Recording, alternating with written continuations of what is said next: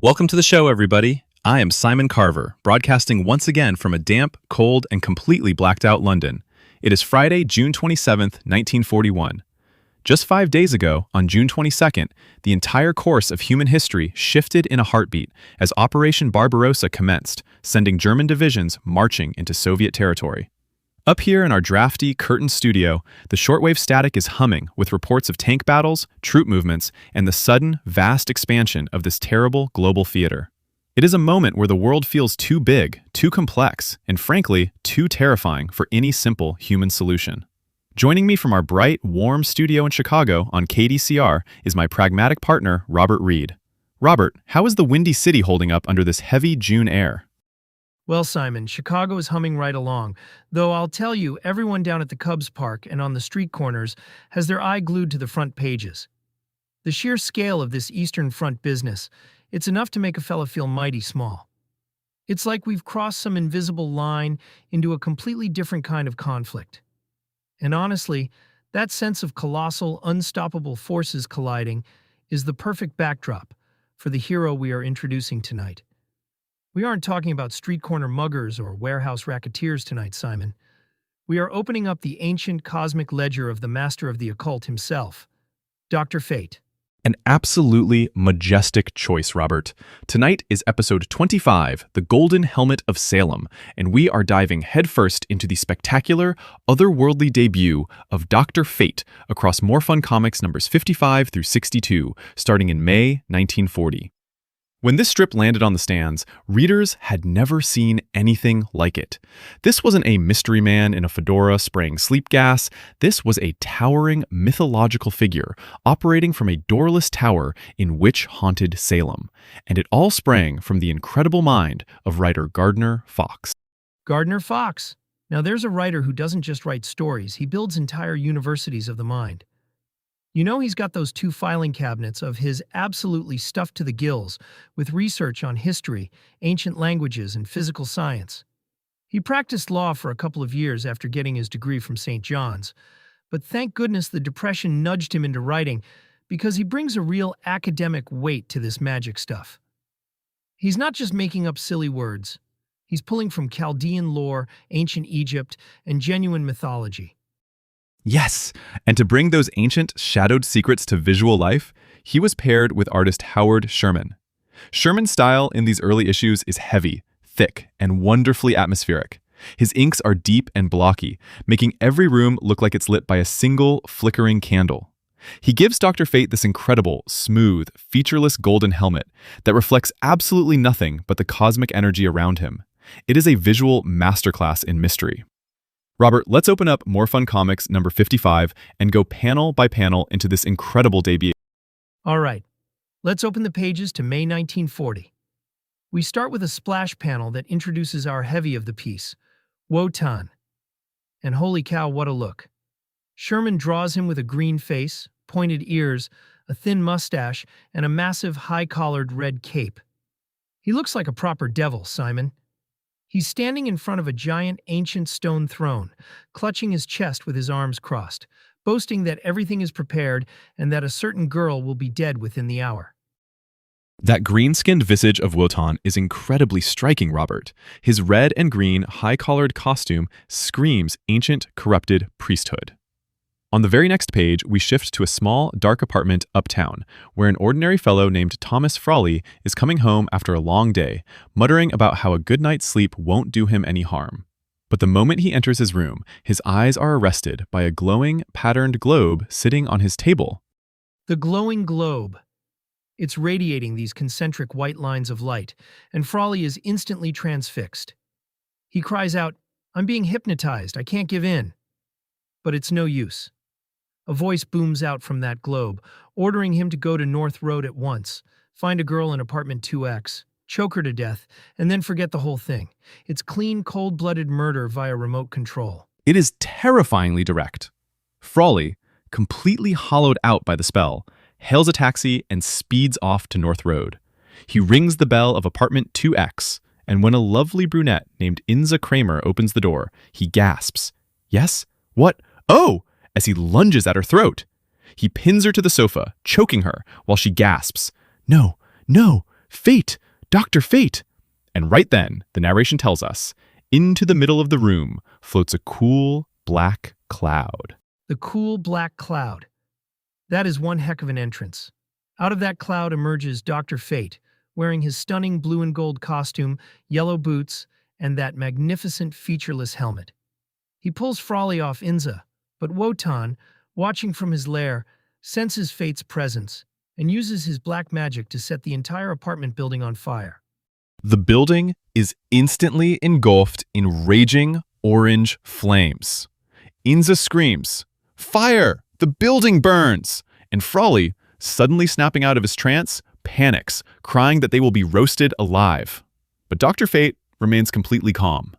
He steps forward, opens his yellow mantle, and commands, "I throw the mantle of my protection over you." He wraps both Inza and Frawley in his golden cape, and in the next panel, they are standing completely unharmed on the street below while the building burns to the ground. Talk about a miracle. Frawley is standing there scratching his head asking, "Who is Dr. Fate?" And Fox actually gives us a little text box explaining that Fate is a student of ancient mysteries, partially destroyed when Caesar burned Alexandria's library. He is an alchemist and physicist extraordinary who has learned the ultimate secret of the universe: the conversion of energy into matter, and matter into energy. The conversion of matter into energy. To prove it, Fate takes Inza to a room and demonstrates his powers by pointing his hand at a heavy, decorated vase. A stream of yellow energy shoots from his fingers, and with a soft poof, the vase turns into a pile of fine dust. He explains to Inza that he merely released the energy comprising the atoms of the vase, changing them into atoms of dust. He notes he could do the exact same to a human body, a train, or an entire building. That is some serious atomic physics for 1940, Simon. But there's no time to marvel because Wotan is still out there. Fate and Inza merge themselves into the ether to travel as fast as the wind itself, tracking Wotan to his hidden temple. When they burst in, Wotan is ready. He opens a secret wall panel, and a massive, hulking, black-skinned, gorilla-like monster steps out. The monster grabs Fate. Inza screams for help as the creature pins Fate's arms. But Fate, demonstrating his incredible mastery of energy, transfers his own physical strength directly into Inza. He shouts, "I give you my strength, Inza." And the next thing you know, this young woman punches the giant monster, sending it flying across the room into a shower of stars. She absolutely decks him. But transferring his strength leaves Fate temporarily weakened. Wotan seizes the opportunity, pulling out a dagger to finish him off.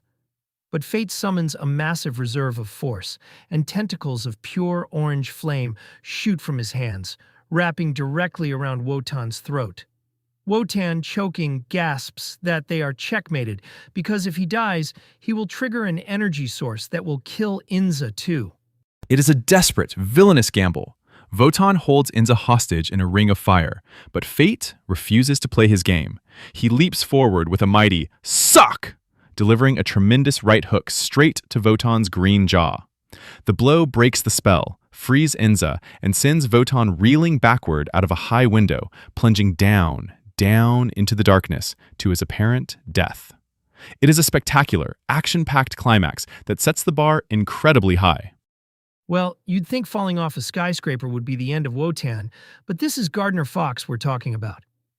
In More Fun number 56, cover dated June 1940, Fate tells Inza that he must be absolutely certain Wotan's soul is dead. So, he decides they are going to take a little trip down to the river Styx. The river Styx. They descend into the dark, misty underworld, where they are confronted by the skeletal boatmen of the dead. The boatman tells them living people are not allowed, but Fate simply commands, "I go where I will. Open your boat to me." They board the vessel, and Fate literally has to use his energy blasts to cremate a horde of angry, reaching ghouls who try to drag them into the flaming waters. They cross the river and stand before the 7 gates of the dead. Fox's research really shines here, Simon. The gates are made of iron, copper, silver, gold, the unknown gray metal, and alabaster, leading finally to the 7th gate, the Emerald Portal. Behind it, they find the ruler of the dead, a towering robed figure of wisdom. Fate demands to know where Wotan is, and the ruler lifts his dark cloak, showing them a vision of the upper world. It turns out Wotan's soul has escaped back to the land of the living. And not only has he escaped, he has stumbled upon a terrifying scientific secret. Wotan has built a machine to drastically increase the electrical and magnetic flow between the Earth's north and south poles. He demonstrates his device on a small globe, pulling a heavy lever that causes the toy planet to explode into black, jagged fragments. He boasts that when he turns it on the real Earth, our planet will blow up, just like an overloaded electrical wire blowing a fuse. That is absolute madness. The ground starts shaking and trees are ripping out of the soil as Wotan starts the machine. But fate tracks him to his modern, domed laboratory. Wotan pulls the main switch, screaming, "I win, the Earth blows up." But nothing happens. Fate reveals that he used his own body's energy to bathe Wotan's machinery, completely neutralizing the current. It is a brilliant countermeasure. Fate then delivers another magnificent sock to Wotan's jaw, knocking him cold. But instead of letting him die again, Fate decides on a much more cosmic punishment. He encases Wotan's body in an indestructible, transparent air bubble and buries him deep beneath the earth for eternity, leaving him trapped in a magical trance where he can never harm another soul. That is some heavy-duty justice. But the supernatural threats keep coming, Simon. In More Fun number 57, published in July 1940, we get an incredibly eerie tale about a master adept who is murdering wealthy citizens using a floating fiery globe of lambent flame. The victims are literally scorched to death from the inside out, with absolutely no marks of fire on their clothes or their rooms. Yes, the lambent flame. This fiery sphere flies through the night, seeking out those who refuse to pay blackmail money to the adept. Fate tracks the globe, catching it with his bare hands. It roars and hisses with black thunder, but Fate forces it back, following its trail of heat all the way to a rock-bound, desolate coast where the Adept's stone castle sits. But when Fate and Inza breach the castle, the Adept summons his ultimate defense, the Shrouded Dead. These are the legions of the Styx, robed, skeletal figures who swarm over Inza, dragging her down into the castle depths. Fate is forced to battle through these ancient, grasping wraiths, using his atomic energy to blast through solid stone walls until he finds Inza strapped to an altar, with the Adept preparing to incinerate her with the flaming globe. It is an incredibly tense rescue. Fate leaps into the chamber, catching the Adept completely by surprise and knocking him out with a swift blow. But instead of killing him, Fate uses his elemental force to compress the Adept's molecular structure, transforming him into a tiny, harmless statue of clay. He tells Inza to seal the clay figure in an ebony cabinet forever, and then unleashes his power to completely disintegrate the evil castle, leaving nothing but dust. The scale of these conflicts is just breathtaking. It really is, Simon. And in More Fun number 58, cover dated August 1940, the wizardry gets even more ancient. A sinister red-robed mage steals the legendary Book of Thoth from its resting place beneath the river Koptos in Egypt. Armed with its lost magic, the wizard chants a forbidden spell, causing the giant trees of a nearby forest to literally come to life, bending their massive wooden branches to strangle anyone who gets close. The strangling trees. Sherman draws those panels with such a twisted, gothic energy, Robert. The branches look like grasping, muscular arms.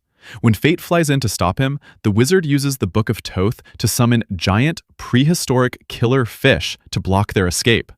But Fate grabs the trunk of a massive tree, using his elemental strength to wield it like a giant whip, driving the evil forest back before using his atomic power to burn the Book of Thoth to ashes, breaking the spell forever.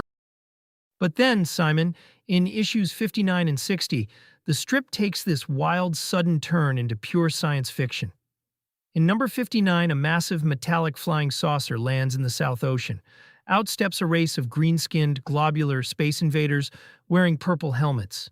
They have these high-tech searchlights that magnetize ocean liners, pulling them toward their island base, and they carry glowing, handheld disintegrator globes that can burn a man to ash from the inside out. It is a brilliant genre mashup. Fate flies to investigate, boarding their spacecraft and realizing their disintegrator globes run on pure, concentrated electricity. He literally absorbs the electrical force from one of the globes, using his own body to generate a massive bolt of lightning that destroys their supply base. When the spacemen try to escape, Fate uses his atomic energy to magnetize the ship, dragging it back to Earth before it can escape into the cosmos. And the sci-fi weirdness continues in More Fun number 60, where Inza is driving her yellow roadster through the Catskills and hears some strange, eerie music. She gets out to look and finds a group of little men, not even a foot high, loading a small red spaceship. It turns out they are the creations of 3 towering purple-skinned giants, hidden in a nearby cave. And these giants are actually the Norns, the fates of ancient mythology. The Norns in the Catskills! That is pure Gardner Fox. The giants reveal they formed the tiny men from clay and breathed life into them to conquer the world. But Dr. Fate flies into their cavern, declaring their tiny army is a threat to mankind. He uses his magical force to permanently strip the Norns of their creative power, sealing the entrance to their cavern forever so no more little men can ever threaten the Earth. But the absolute peak of cosmic scale has to be More Fun number 61, cover dated November 1940. A giant flaming nebula enters the solar system, threatening to disrupt the gravitational balance between the Earth and the Sun. Fate flies straight up into the stark heavens, traveling all the way to the planet Uranus to find a weapon powerful enough to stop it. To Uranus! That is an incredible journey, Robert. On Uranus, Fate retrieves a highly advanced weapon called the Atom Shatterer. But while he is away, a mad scientist in the Andes Mountains uses a massive, high-tech gravity projector to pull the Earth completely out of its orbit, sending our planet plunging into the freezing depths of deep space. The Earth is freezing over. People in the cities are wrapping themselves in heavy coats as the temperature drops, but Fate rushes back, uses the Uranian atom shatterer to destroy the gravity projector, and then uses his own body's elemental force to push the entire planet Earth back into its proper orbit. He then disintegrates the mad scientist's laboratory in a spectacular burning pyre. It's just mind-boggling, Simon. It really is. And that brings us to More Fun Comics number 62, cover dated December 1940, which features a story that feels incredibly close to the wartime anxieties of today. An aged, bitter scientist named Raymond Rawle builds an unstoppable army of giant, metal, radio-controlled robots. He unleashes them on America's coastlines, carrying bombs and guns, easily overpowering our coastal defense units. These robots look terrifying, Simon. They've got these blocky metallic bodies, grinning skeletal faces, and claws for hands. When Inza's car is blown up by one of their hand bombs, she screams for help. Fate hears her thought transference and flies in, catching a giant metal robot by the neck just as it's about to crush her. It is a classic clash of magic versus machinery. Fate realizes the robots are controlled via radio signals from Rawle's secret station. He flies up, releasing a tremendous, crackling wave of electrical power from his hands. This atomic energy completely disrupts the radio frequencies, causing the entire robot army to freeze in their tracks. Fate then uses his magnetic power to drag the metal monsters into the ocean, leaving them to rust away to nothingness in the salty waves. He literally lets them rust. Then he tracks Raymond Rawle to his laboratory. Rawle tries to fire a giant experimental lightning cannon at him, but Fate just stands there, breathing in the radiant lightning, completely unharmed. The sheer electrical feedback causes Rawle's machinery to explode, consuming the mad inventor in his own flames. It's a fantastic, explosive end to a truly legendary run of stories. It is a magnificent run, Robert, and as we look back on these 8 issues, what strikes me is how Dr. Fate stands completely apart from the other mystery men of the era. He doesn't deal with the police, he doesn't care about ordinary laws, and he operates on a purely cosmic, mythological plane. But Robert, we are running out of sand in our hourglass for tonight. What have we got lined up for our listeners next week? Well, friends, for our next broadcast, we are going to be diving into the delightful, hilarious debut of Johnny Thunder across these very same Flash Comics numbers 1 through 13, All-Star Comics number 2, and the 1940 New York World's Fair Comics. It's going to be a real hoot, so make sure your dials are locked in. And if you've got questions, favorite panels, or want to write us a letter, send them to distinguishedcomicsradio@gmail.com. That is distinguishedcomicsradio@gmail.com.